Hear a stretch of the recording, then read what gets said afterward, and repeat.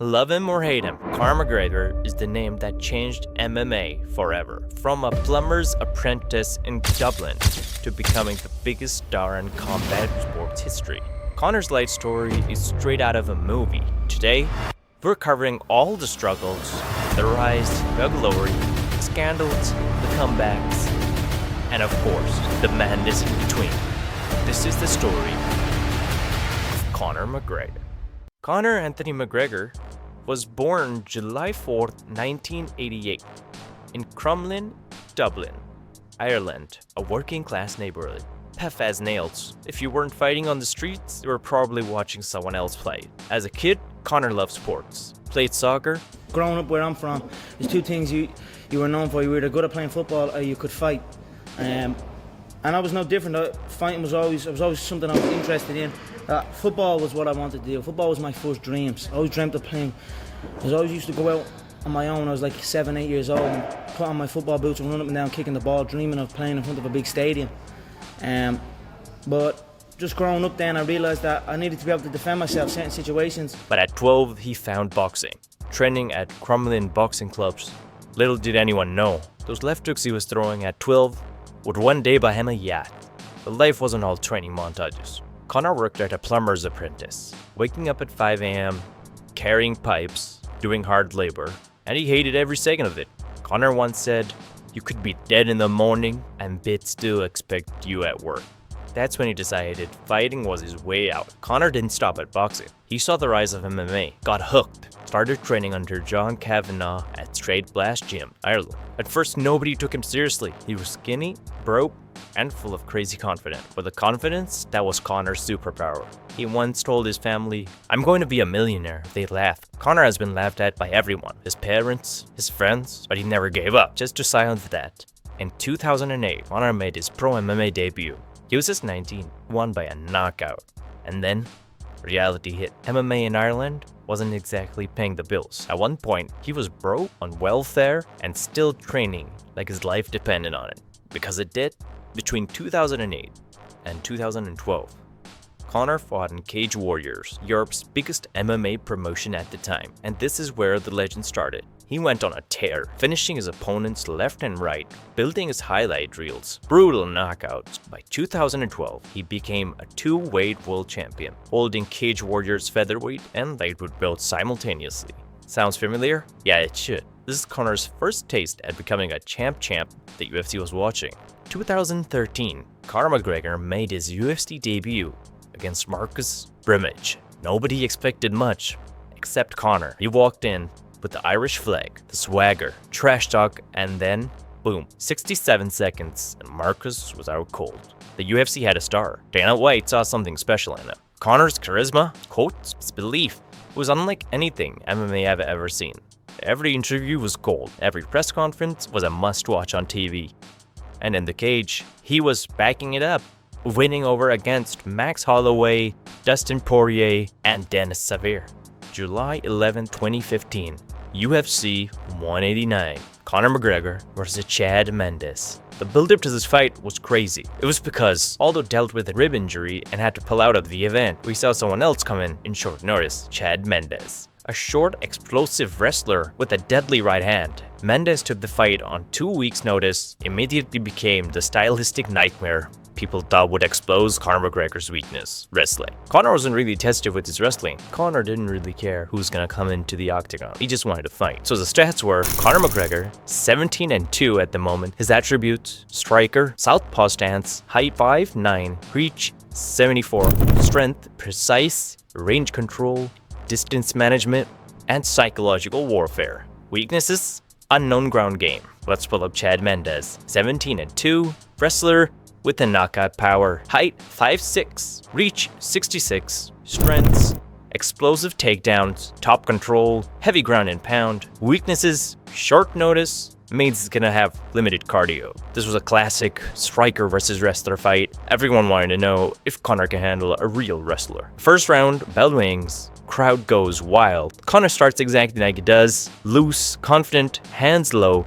bouncing on his feet. As soon as the fight starts, In the 1 second, he goes for a spinning back kick, and right after going for the knee, Chad Mendes grabs him and throws him to the ground. After a few punches were thrown, Conor gets back up, crowd goes wild, and he taunts his opponent. 1 minute into the fight, and Conor keeps throwing his kicks and left hands that are landing. Chad keeps standing right in front of him for almost 2 minutes, which is really uncharacteristic of him, then quickly goes for a 1-2 which lands, but Conor isn't phased. After 3 minutes are left in the fight, Chad Mendes goes for a takedown and drops him down. He couldn't hold him there for long. Conor gets back up, keeps hitting his body, and keeps landing body shots that are really starting to build up. Into the last minute of the fight, Chad Mendes takes down Conor McGregor and had control over him the whole 1 minute. We kept exchanging punches, and then the bell rings. Second round starts, and both go for kicks. Conor keeps throwing his kicks. Chad Mendes went with 1 kick on his leg. Then after Conor throws a few kicks, Chad Mendes goes for a takedown, and Conor smoothly gets out of it. Conor always gets him close to the cage,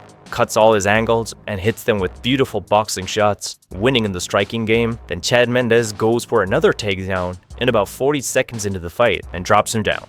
Both were hitting each other with disgusting elbows for the whole round. After 40 seconds remaining into the second round, Chad Mendes goes for a guillotine and couldn't quite do it. Conor McGregor gets up, starts throwing hands. Mendes knew he was in danger, so he went for the takedown, but Conor defended it well and kept throwing hands.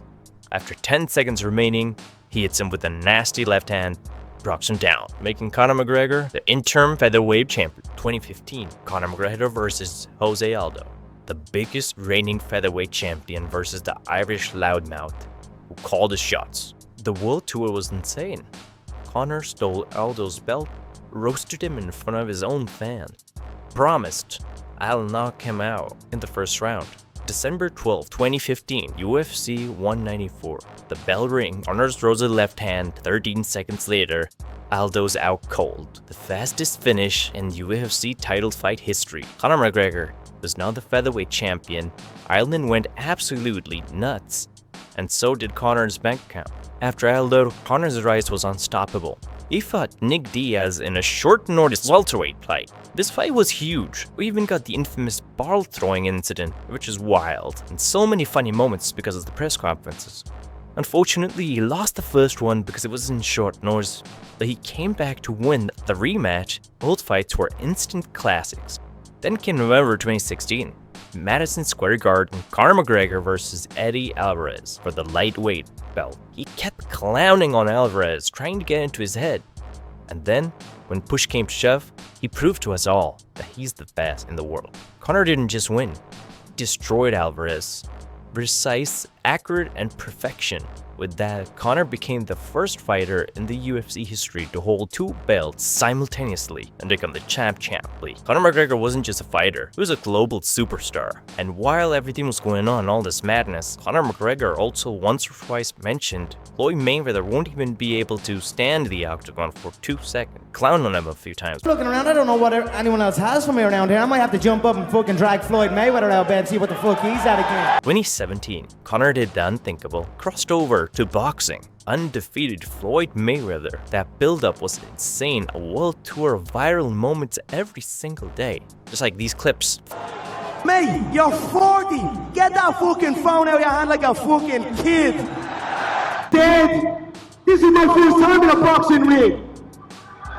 And in 6 weeks, I won boxing. Fight itself, Conor surprised everyone. He lasted 10 rounds, even won some early one, but Mayweather was Mayweather. He eventually finished him. But still, Conor walked away with $100 million, more than he ever earned. That's the total amount of money that he made in the UFC with all of his fights. The plumber from Dublin was now one of the most richest athletes on the planet. While this rise, he even started a whiskey brand.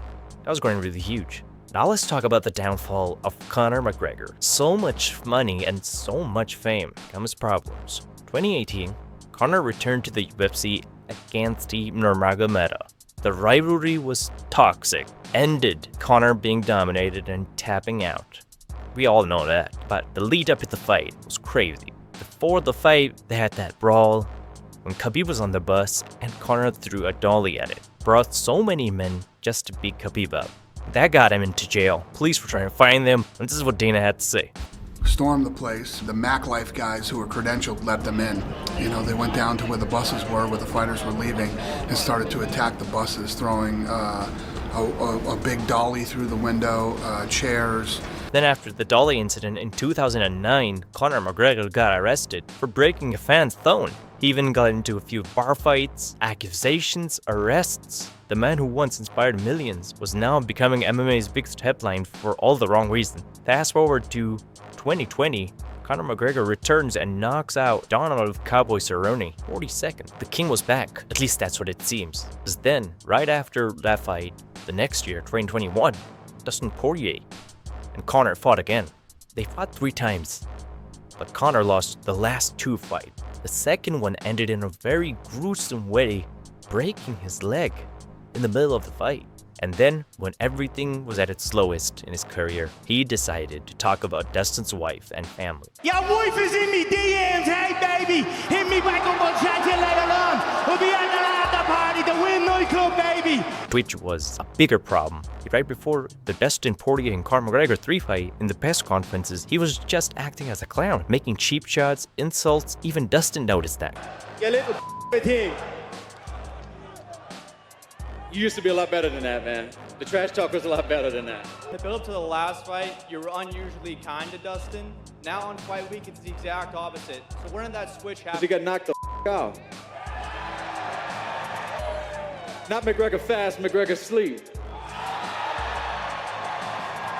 Couldn't see old Conor in him. Now we all just saw Conor McGregor that was ruining his own career. After that, he was never the same. Kept on posting his training clips, teasing that he's gonna come back, and just promoting his whiskey. But who knew he never came back, ever fully healthy, and he was too comfortable. Then he made a movie, Roadhouse. We saw Conor McGregor and cocaine, which was actually his life back in the day. It still is. So what's Conor McGregor's legacy? On one hand, he was the champ, the man who put MMA on the global map, the man that built the UFC basically. On the other hand, controversies, losses, and career derailed by money, fame, and injuries, but love him or hate him. One thing's undeniable, when Conor McGregor fights, the world stops to watch. Whether he fights again in 2026, but Notorious has already cemented himself as a legend. What do you guys think would have happened if he never did all those controversial things and derailed himself in his career? What would have been Conor's legacy? So guys, this was the story of Conor McGregor, from plumber to global icon, from a nobody to a legend. His story was highly inspirational, but I'd say the ending was very sad. The way he ended up, the way the fans joke about him and troll him in social media, that must hurt him every single day. And still to this day, Khabib is in his head rent-free. We see it in all his posts, in all his videos, and all his live streams. Even once in the live stream, he talked about Khabib and everybody. Khabib owes his bollocks to the Russian government. That's typical rat behaviour, scurrying rat. So he has bills to pay. I fight for legacy, 2 main events or something he has in the UFC, and he owes his bollocks to the Russian government. So he'd want to pay his fucking money that he owes instead of siphoning it out through to other countries. So I'm ecstatic and delighted that that's coming on top of him. And we all will welcome him back into the fight game where he's ran from. It's a rat trap. The rat trap has been set. Showing how big of a lunatic he's been since his leg broke. If you enjoyed this deep dive into Conor's wild life story, hit the like button and smash the subscribe button harder than Khabib smashed Conor. And let me know in the comments, what's your favorite McGregor fight or moment? Until next time, peace.